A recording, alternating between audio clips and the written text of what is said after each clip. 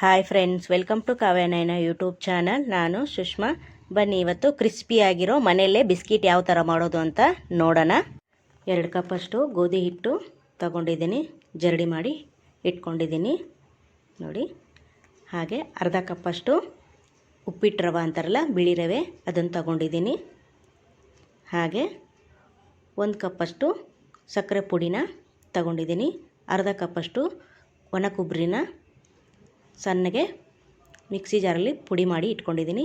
ಹಾಗೆ ಏಲಕ್ಕಿ ಪುಡಿ ಅರ್ಧ ಟೇಬಲ್ ಸ್ಪೂನು, ಅಜ್ವೈನ್ ತಗೊಂಡಿದ್ದೀನಿ 1 ಟೇಬಲ್ ಸ್ಪೂನಷ್ಟು, ಬಿಳಿ ಎಳ್ಳು 1 ಟೇಬಲ್ ಸ್ಪೂನಷ್ಟು ತಗೊಂಡಿದ್ದೀನಿ. ಇವಾಗ ಒಂದು ಪರಾತಲ್ಲಿ ಎಲ್ಲವನ್ನು ಮಿಕ್ಸ್ ಮಾಡ್ಕೊಳ್ಳೋಣ ಬನ್ನಿ.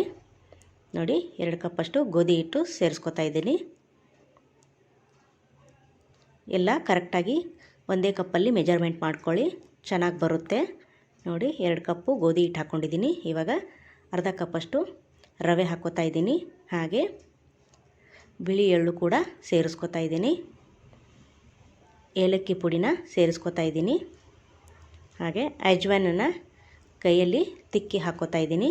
ಘಮ ಚೆನ್ನಾಗಿ ಬರುತ್ತೆ, ಜೀರ್ಣಕ್ರಿಯೆ ಕೂಡ ಚೆನ್ನಾಗಾಗುತ್ತೆ ಅಂತ ನೋಡಿ. ಇದಕ್ಕೇನೆ ಕೊಬ್ಬರಿ ಕೂಡ ಸೇರಿಸ್ಕೊತಾ ಇದ್ದೀನಿ. ನೀವು ತುರಿದು ಬಿಟ್ಟಾದರೂ ಹಾಕೋಬೋದು, ಅದಕ್ಕಿಂತ ಸ್ವಲ್ಪ ತರಿತರಿಯಾಗಿ ಪೌಡ್ರ್ ಮಾಡಿ ಹಾಕ್ಕೊಂಡ್ರೆ ಕೊಬ್ಬರಿ ಚೆನ್ನಾಗಿರುತ್ತೆ. ಇವಾಗ ಸಕ್ಕರೆನೂ ಕೂಡ 1 ಕಪ್ಪಷ್ಟು ಸೇರಿಸ್ಕೊತಾ ಇದ್ದೀನಿ. ಇವಾಗ ಎಲ್ಲವನ್ನು ಡ್ರೈ ಮಿಕ್ಸು ಮಾಡ್ಕೊಳ್ಳೋಣ ನೋಡಿ. ಚೆನ್ನಾಗಿ ಮಿಕ್ಸ್ ಮಾಡ್ಕೋಬೇಕು ನೋಡಿ.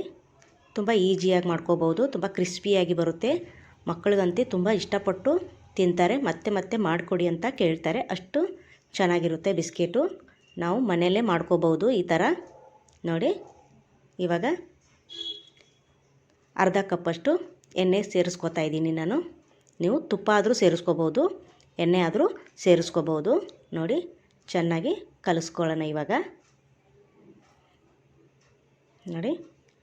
ನೀವು ಆದಷ್ಟು ಮನೇಲಿ ತುಪ್ಪ ಇದ್ದರೆ ತುಪ್ಪನ ಸೇರಿಸ್ಕೋಬೋದು, ಚೆನ್ನಾಗಿರುತ್ತೆ. ನಾನು ಅರ್ಧ ಕಪ್ಪಷ್ಟು ಎಣ್ಣೆ ಸೇರಿಸ್ಕೊತಾ ಇದ್ದೀನಿ ನೋಡಿ. ಚೆನ್ನಾಗಿ ಮಿಕ್ಸ್ ಮಾಡ್ಕೊಳ್ಳೋಣ. ಪ್ರೆಸ್ ಮಾಡಿದ್ರೆ ಕೈಯಲ್ಲಿ ಉಂಡೆ ಥರ ಆಗಬೇಕು ಹಿಟ್ಟು, ಅಂದರೆ ಎಣ್ಣೆ ಮೆಜರ್ಮೆಂಟು ಕರೆಕ್ಟಾಗಿದೆ ಅಂತ ಅರ್ಥ ನೋಡಿ. ಚೆನ್ನಾಗಿ ಮಿಜ್ಜಿ ಎಲ್ಲವನ್ನು ಮಿಕ್ಸ್ ಮಾಡ್ಕೋಬೇಕು. ಹಾಗೆ ನಮ್ಮ ಚಾನಲ್ನ ಸಪೋರ್ಟ್ ಮಾಡಿ ಫ್ರೆಂಡ್ಸ್. ಇನ್ನೂ ಯಾರು ನಮ್ಮನ್ನು ಸಬ್ಸ್ಕ್ರೈಬ್ ಮಾಡ್ಕೊಂಡಿಲ್ಲ, ಹೋಗಿ ಸಬ್ಸ್ಕ್ರೈಬ್ ಮಾಡ್ಕೊಳ್ಳಿ. ಬೆಲ್ ಐಕನ್ನ ಪ್ರೆಸ್ ಮಾಡಿ ಆಲ್ ಅನ್ನೋ ನೋಟಿಫಿಕೇಷನ್ನ ಸೆಲೆಕ್ಟ್ ಮಾಡಿಕೊಂಡ್ರೆ ನಾವು ಹಾಕೋ ವಿಡಿಯೋ ಎಲ್ಲ ಮೊದಲು ನಿಮಗೆ ಬರುತ್ತದೆ, ಎಲ್ರಿಗಿಂತ ಮುಂಚೆ ನೀವೇ ನೋಡ್ಬೋದು ಫ್ರೆಂಡ್ಸ್ ನೋಡಿ. ಇವಾಗ ಉಂಡೆ ಕರೆಕ್ಟಾಗಿ ಬರ್ತಾಯಿದೆ. ಇವಾಗ 1 ಕಪ್ಪಷ್ಟು ನೀರು ತಗೊಂಡಿದ್ದೀನಿ. ಸ್ವಲ್ಪ ಸ್ವಲ್ಪನೇ ಹಾಕ್ಕೊಂಡು ಚೆನ್ನಾಗಿ ನಾದ್ಕೊಳ್ಳೋಣ. ಚಪಾತಿ ಹಿಟ್ಟಿಗಿಂತ ಸ್ವಲ್ಪ ಗಟ್ಟಿಯಾಗಿರಬೇಕು, ಅಷ್ಟು ನಾದ್ಕೋಬೇಕು. ಸ್ವಲ್ಪ ಸ್ವಲ್ಪನೇ ಹಾಕ್ಕೊಂಡು ಕಲಿಸ್ಕೊಳ್ಳಿ, ಒಂದೇ ಸತಿ ನೀರು ಜಾಸ್ತಿ ಹಾಕೋಕ್ಕೆ ಹೋಗಬೇಡಿ ನೋಡಿ. ಈ ಥರ ಸ್ವಲ್ಪನೇ ನೀರು ಹಾಕ್ಕೊಂಡು ಕಲಿಸ್ಕೊತಾ ಹೋಗಿ. ನೀರು ಲಾಸ್ಟಲ್ಲಿ ಎಷ್ಟು ಉಳಿಯುತ್ತೆ ಅಂತ ನಾನು ನಿಮಗೆ ತೋರಿಸ್ತೀನಿ ನೋಡಿ. ಇವಾಗ ಚೆನ್ನಾಗಿ ನಾದ್ಕೋಬೇಕು. ಎಷ್ಟು ನಾದ್ಕೊತೀರ ಅಷ್ಟು ಕ್ರಿಸ್ಪಿಯಾಗಿ ಬರುತ್ತೆ ಬಿಸ್ಕೆಟು, ತುಂಬ ಚೆನ್ನಾಗಿರುತ್ತೆ. ಮನೆಯಲ್ಲಿ ಮಕ್ಕಳಿಗೆ ಮಾಡಿಕೊಡಿ.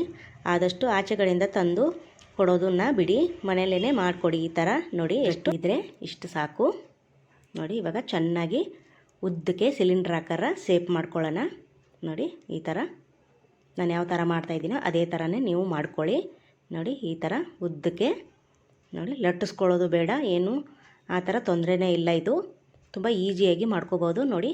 ಎಲ್ಲ ಹಿಟ್ಟನ್ನು ಇಷ್ಟು ಉದ್ದಗೆ ಸ್ವಲ್ಪ ಚಪ್ಪಟೆ ಆಕಾರ ಥರ ಮಾಡ್ಕೊಳ್ಳಿ ನೋಡಿ. ಉದ್ದ ಮಾಡಿಕೊಂಡು ಮೇಲ್ಗಡೆಯಿಂದ ಈ ಥರ ತಟ್ತಾ ಇರಿ ನೋಡಿ.